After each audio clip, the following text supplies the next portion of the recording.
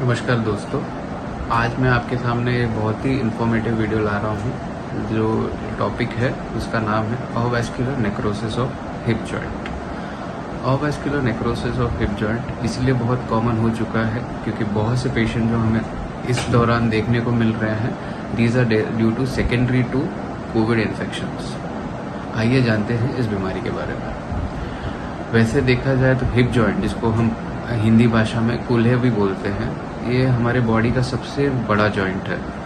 इसको एक ball and socket के तरीके से रहता है जिस पे हम हर रोज बैठते हैं, उठते हैं और चलते हैं। अवैस्कुलर नेक्रोसिस में बेसिकली होता है ऐसा है कि जो ब्लड सप्लाई रहती है, एक ही हड्डी को 3 जगह से ब्लड सप्लाई मिलती है, और अगर तीनों ब्लड वेसल्स ब्लॉक हो जाए कोई भी कारण से, जो हम बाद में डिस्कस करेंगे, तो उसकी पोषणता या जो उसका नरिशमेंट है वो नहीं मिल पाता हड्डी को, और अपने आप वो एक तरीके से मुरझाए हुए फूल की तरह, जैसे पानी नहीं मिलता वैसे वो सूखना शुरू हो जाती है।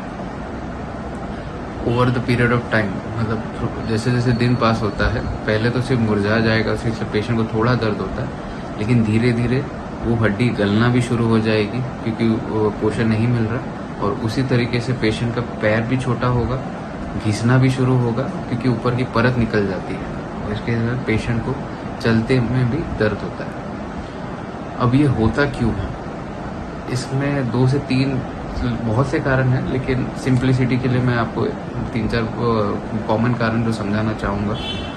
एक है जिसका मेजर कारण है, जिसमें एक होता है ट्रॉमा। मतलब अगर आपका बचपन में या फिर विद इन 2-3 साल पहले अगर हिप डिसलोकेट हो गया हो या हिप का कोई फ्रैक्चर हो गया हो और उस समय ब्लड सप्लाई टूट गई हो, तो ऐसा हो सकता है कि आपको भविष्य में एवियन होने के चांसेस हैं।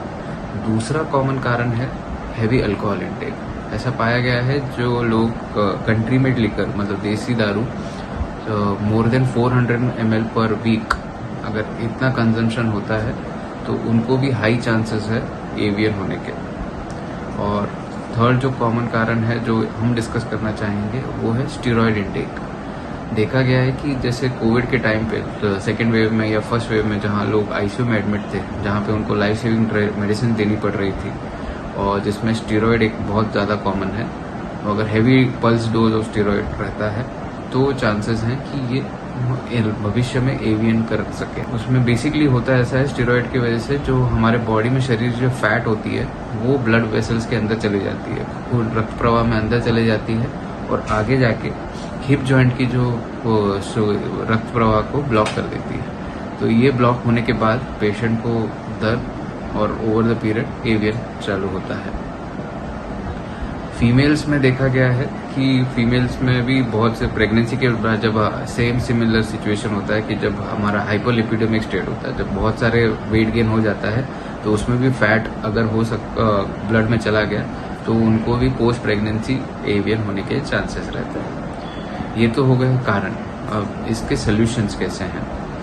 यूजुअली अगर आप अर्ली स्टेज में इसको डिटेक्ट करते हैं तो मेडिसिन से उसको हम कंट्रोल में रख सकते हैं और रिवर्स भी कर सकते हैं, ट्राई कि आगे वो प्रोग्रेस ना हो। लेकिन जैसे ग्रेडिंग होती है हर बीमारी की, जैसे स्टेज 1 में सिर्फ ब्लड सप्लाई ही बंद होती है, वो उसका शेप जो है चेंज नहीं होता। सेकेंड में जो हेड की शेप है वो धीरे धीरे चेंज होना शुरू होती है, और एक बार शेप चेंज हो गया तो फिर हम उसमें मेडिसिन काम नहीं करेगा, क्योंकि कोई भी मेडिसिन वो नेचुरल शेप नहीं दे सकता। यहाँ पे फिर हम कोई भी प्रोसीजर करते हैं, जैसे टाइप 2 में हम को डिकम्प्रेशन, मतलब अंदर की ब्लड सप्लाई बढ़ाने के ड्रिल होल करके अंदर की सप्लाई बढ़ाते हैं, और आज के ज़माने में स्टेम सेल थेरेपी भी इसमें काम कर रही है। और ये हम यूजुअली प्रेफर करते हैं यंग पेशेंट्स में, ताकि उनको रिप्लेसमेंट जैसे बड़े प्रोसीजर से अवॉइड किया जा सके।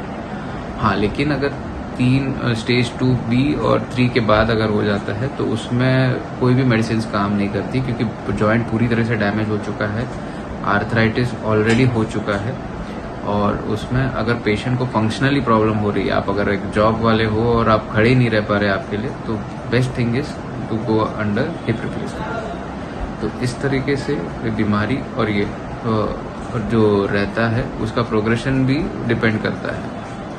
हिप रिप्लेसमेंट में पेशेंट की बेसिकली अगर हम अच्छे इम्प्लांट डालते हैं तो उसकी एवरेज लाइफ भी अच्छी है, ऑलमोस्ट 30 ईयर्स। तो ये प्रोडक्टिव लाइफ वो अच्छे से जी पाएगा। सो फ्रेंड्स, दिस इज़ वो इन्फॉर्मेटिव वीडियो। अगर कोई पेशेंट जिसको आपको लगता है एवियन हिप है तो प्लीज़ उसके साथ शेयर करें और please subscribe to my channel. Thank you.